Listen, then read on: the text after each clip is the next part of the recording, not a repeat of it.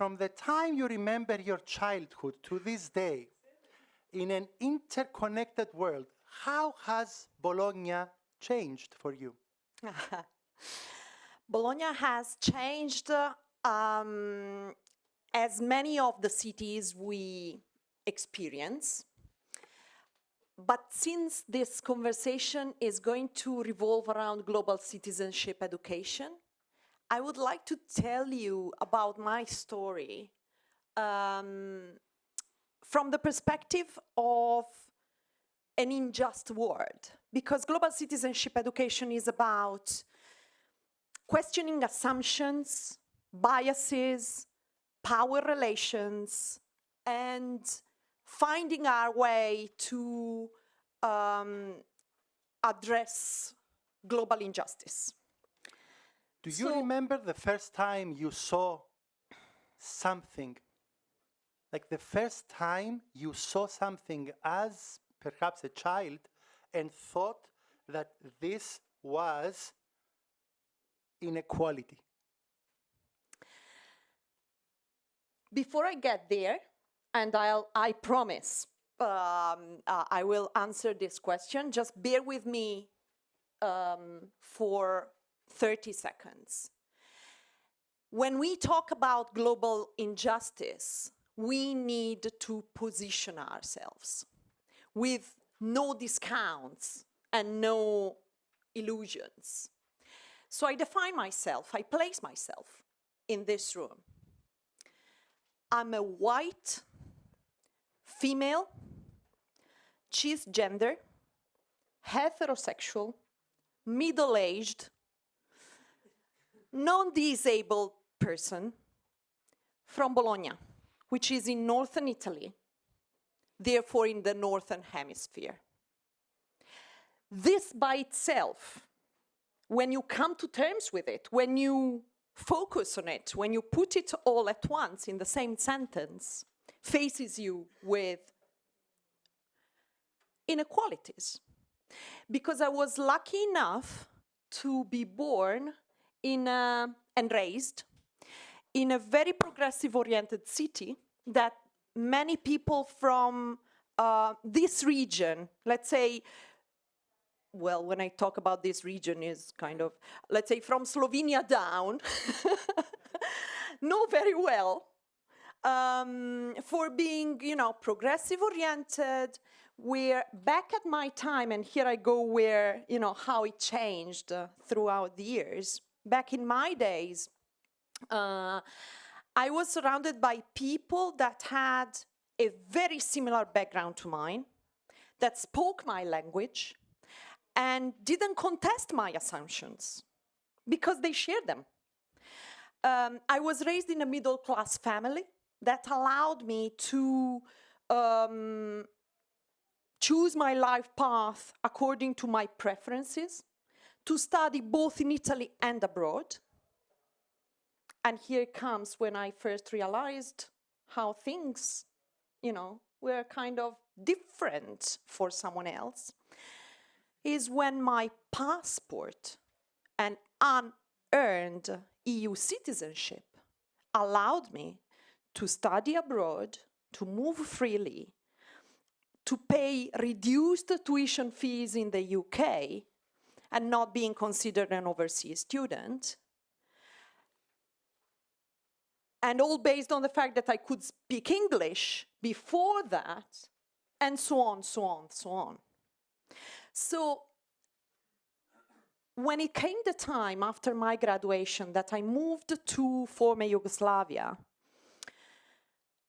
I realized I was there for 7 years in different parts of former Yugoslavia, and I was working in research and so-called development work, and civil society strengthening and democracy. And I was surrounded by people of my same age in very urban settings like the ones where I was raised, that experienced authoritarianism, discrimination, displacement, war.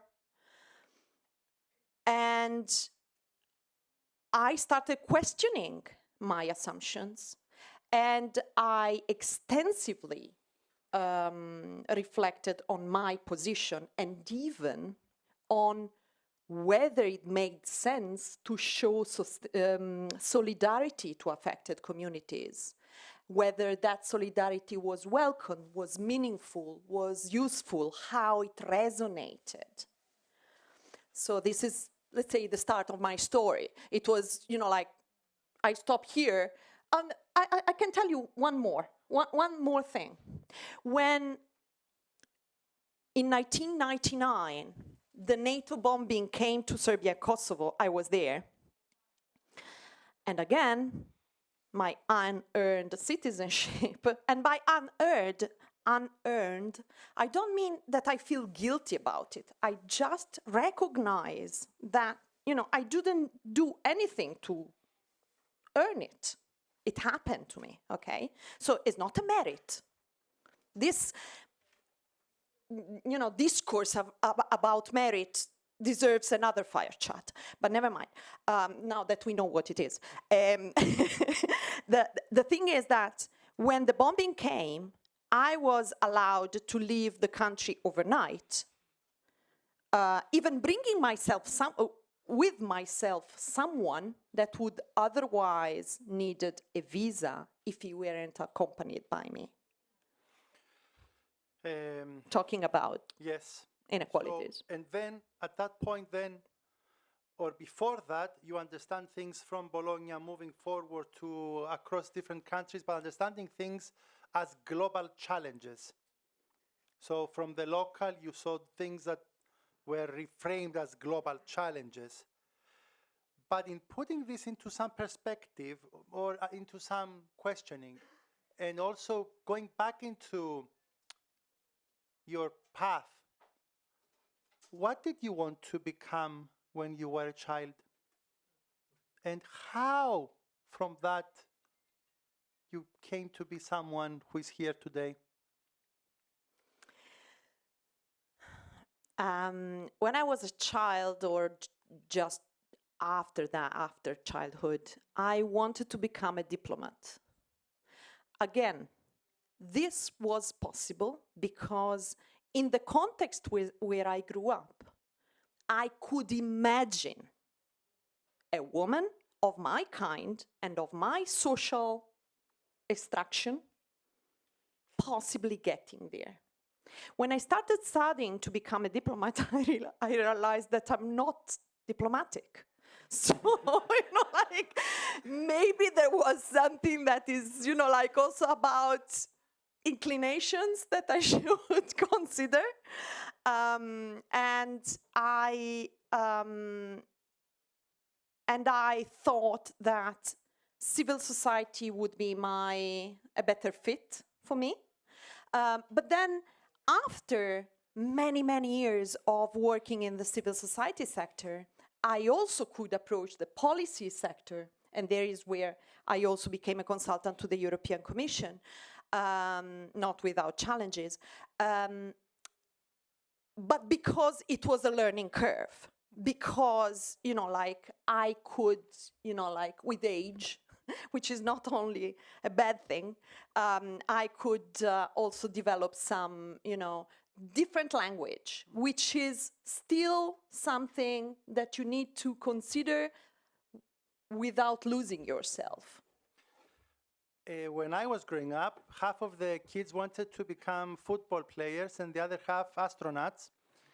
Today I ask kids what they want to become, and they answer they want to become famous, and that means becoming a YouTuber. We can also discuss about this in our conversation as we lead on to challenges in global citizenship education. But you wanted to become a diplomat, and I would like to ask, why? Was there a mentor in your life, someone that you looked up to, or some event that made you go that way? The short answer is no. The long answer is many. I am probably not the kind of person that falls into fascination for someone in particular, although, I did feel the charm or the charisma of several people. But the thing is that and we all are, a relational being. I build myself in relation with others, and I shaped and reshaped myself in these relationships. Although we in the Western culture are raised having as the unit of society the individual, as bearer of rights and duties and whatever, it is only in relation with others, with the community. And for me, it was really the word community back then. I feel I am them. With a quotation, I am multitude. Yeah. So for me, it was about playing a role when I didn't know exactly what diplomacy was. Playing a role in that very painful process, which is dialogue and peacemaking. Yes. So for decades, we're talking about citizenship education, and now we focus more on global citizenship education and also talking about sustainability citizenship education. How did your several experiences in your professional and passionate work in the organizations that you contributed in coincided or co-developed with the development of citizenship education and global citizenship education? And maybe if you have a nice highlight that you can share with us.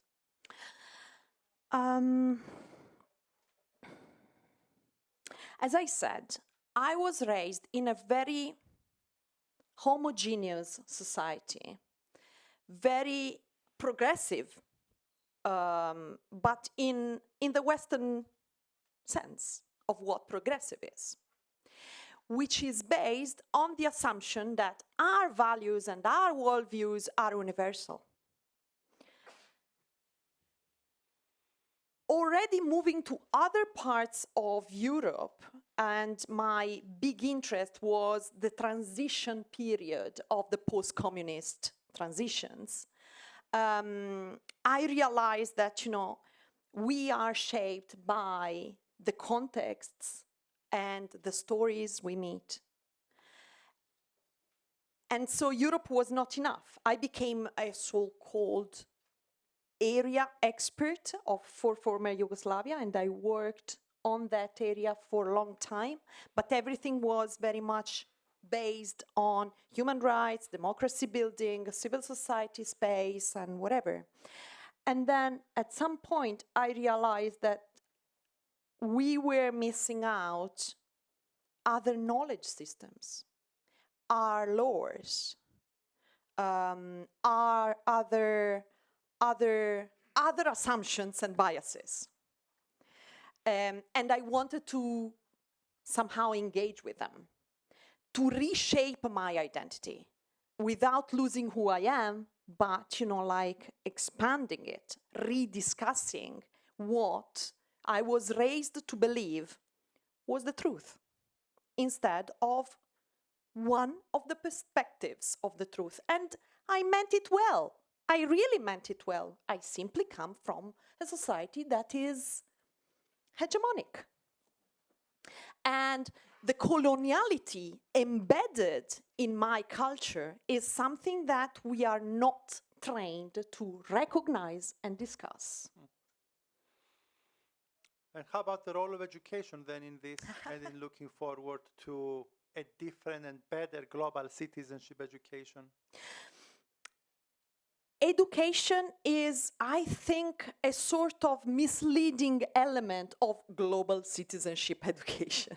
My key word among these three is citizenship, because it's something that is putting us in relation to others in a society. But also citizenship is a controversial, can be a controversial concept because it's definitely from the Northern Hemisphere and Western world. So global is about having the globality of views as much as possible to rediscuss our biases, assumptions, power relations.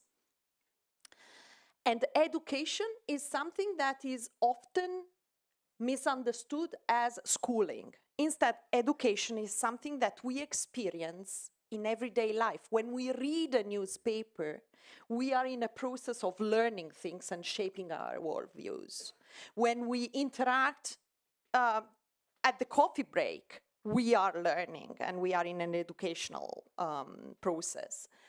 When we look at a commercial billboard, we are learning and shaping our views. So global citizenship education, to cut it short, I would put it this way,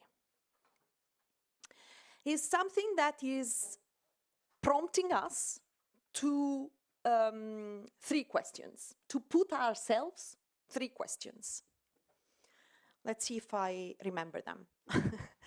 The first one is who is privileged and who is disadvantaged?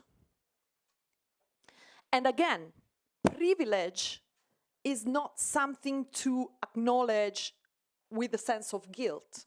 It's something to observe in a power relationship. Second, what is my role or complicity in the power imbalances and in the inequalities that we are looking at? And thirdly, how can I use my advantage in case I am in the privileged side to make space for the underprivileged and the subaltern, so that my power becomes something really useful and put at disposal of others for how others want it to be used, not as I decide to use it. So the bottom line is that global citizenship education, for me, is a community-based, collective project of, so relational, of justice and empowerment. So ideally, in 20 years, the next generation, if we do the most amazing job ever and we produce great global citizens that we've inspired to do great things in the world, how would that be? Yeah, exactly. This is the difficult part, which is part of our role of either activists or educators or ordinary citizens, if you want, is to imagine alternatives. And this story that you are inviting me to tell is the difficult part. It's like, how would you imagine your ideal world? My ideal world is a world where, which, like, let's say, is fairer and more sustainable, more just in terms of climate justice, gender justice, social justice, you name it, but where different knowledge systems are also allowed to coexist and there is no hierarchy on what is knowledge. I mean, we are raised in a system where knowledge is basically books, if you think about it. The rest is tradition, folklore, dance, whatever, arts. Knowledge is libraries.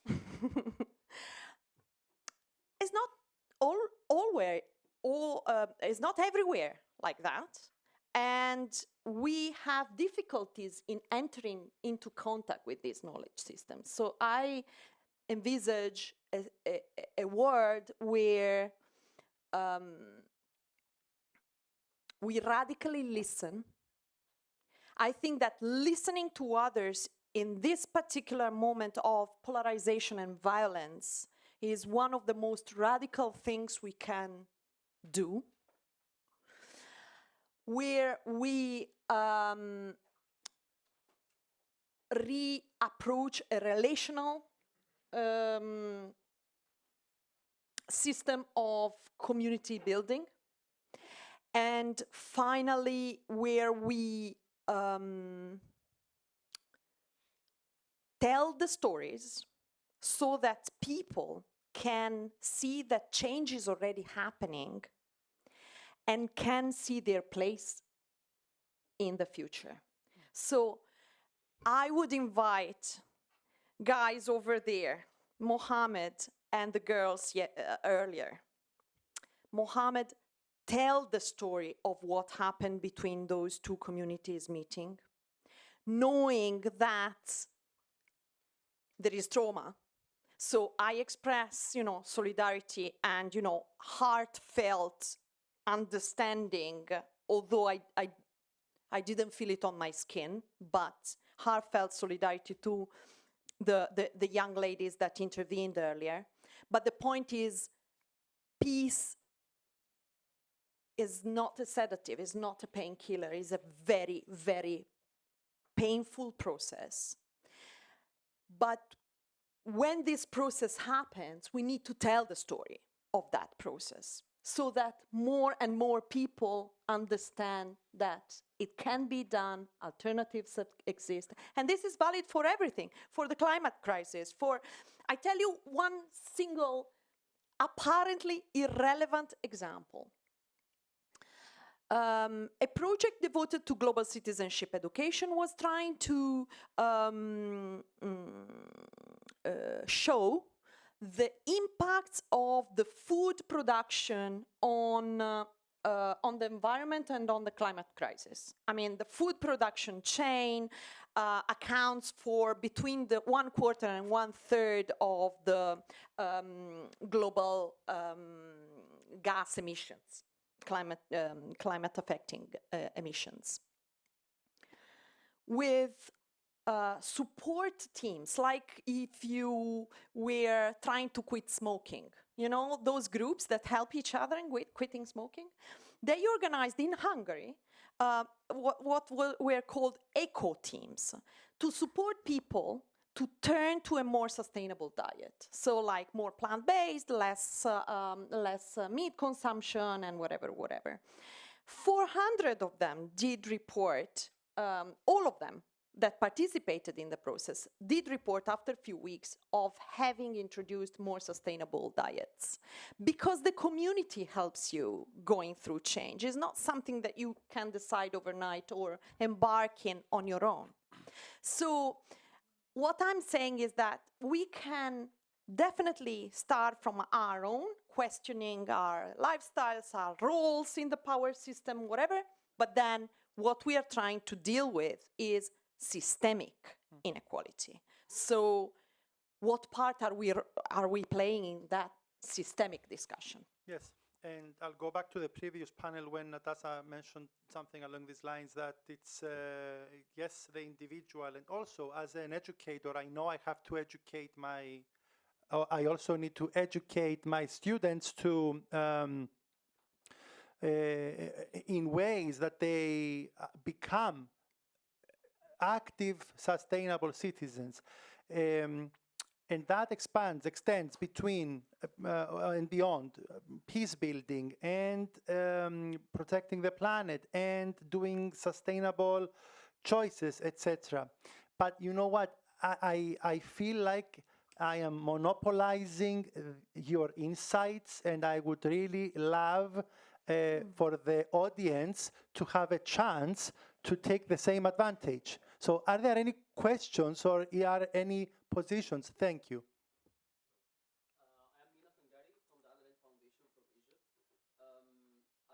While talking about your story and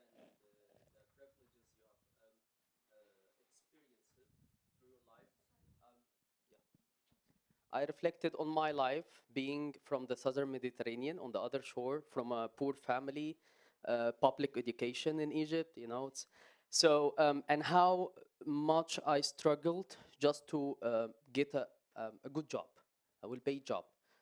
Most of the people in Egypt, after graduation, like 80% after graduation from the universities, they don't get a job because you need to be like the elite of the elite.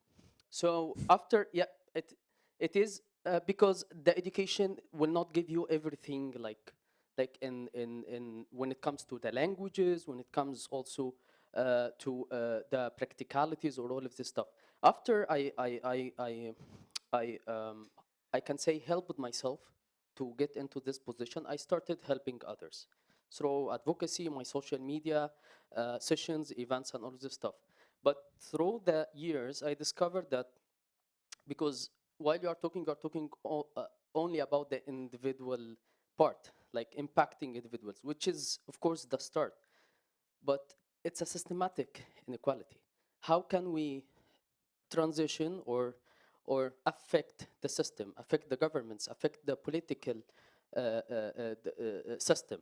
Because if it's still a systematic approach to keep the inequalities in our societies, when it comes also to global citizenship, if I love Italian people and you love Egyptian people as individuals, but the governments hates each others, they don't talk, they don't know anything about actually global citizenship or dialogue or whatever. So nothing will change because both of us cannot stop war. How can we transition from an individual education for people to the governments? Thank you. Shall I go on? Yes, There is another one, so we can. there are two more. So let's do that. No, go on. So I know I've got Yes. 1 minute, 20 seconds to reply. Okay. So please be very brief because we see Yeah, the yeah. time very fierce there. In my work and in my experience, I see a lot of emphasis on global citizenship education, and we hear a lot of words like critical thinking, openness, etc. A lot of jargon and vocabulary that I don't think that all the people know what really means. So, like, how can we actually, in the context of global citizenship education, we can actually protect diversity of perspectives while still promoting the global citizenship for real, and it doesn't feel like one fixed way of thinking that is being promoted. Very nice, thank you. And we'll take a final in the back. As brief as possible, please. Hello, Francesca's narration of description of herself also reminded me of, I matched with what you were saying. And it reminded me of this backpacking trip I made to some African countries back in 2018. And I was walking in Livingstone, which is the town from where you can visit Victoria Falls, right? Something, a popular destination for us white people, let's say, with money or who can afford to travel there. And I was walking around this local open space market, and which was not a very clean space. But I realized after, this was after some other backpacking trips before that, I got accustomed to what I was seeing, and that's the problem. Unfortunately, our Earth is the only one in our solar system, so that with creatures on it that we can understand, that we don't have to compare ourselves with another planet to see how people can better live their lives or treat their planet.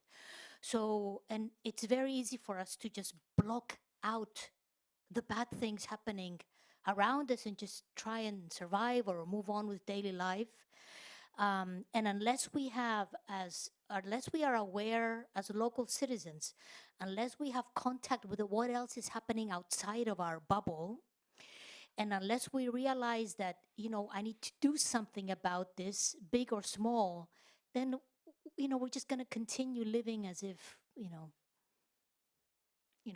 business as usual. Thank you, Haris. Francesca. Look, time is up, but Time is up. I will give a reply to all three Please, yes. in a way. Starting from the fact that business as usual is no longer an option. My way of seeing things is that if we show that alternatives are possible, because they do exist, there are indigenous communities that are taking care of their land as a part of their community, not as something they have control of, but they are part of that ecosystem. There are cases where change is happening, so we can show people that they have a place to engage and they can enter what is probably in this particular moment a minority. But hey, I mean, most transitions have happened starting from a minority. Otherwise, like it would have been, a mainstream process. And the third element is, how do we put together the global and the local perspectives, exactly by acknowledging that our perspective is one of the many, and only in the relation with the other perspectives something takes shape that is a common ground for everyone, which is not betraying our values, is about recognizing that there are other ways of looking at things. The point is, hope building is our responsibility. And hope building is not being optimistic, is about change can happen if I engage, if I mobilize for it. And on this, we need to become a majority. And historically, transitions and paradigm shifts happened in moments of crisis. Yes. We are there. Thank you Thanks very a lot. much. Thank you, Francesca. Please join me in thanking Francesca for her insights. And thank you. Thank you so much for making the time to be here with us today and share this. Thank you. Thank you for teaching me what a fire chat is.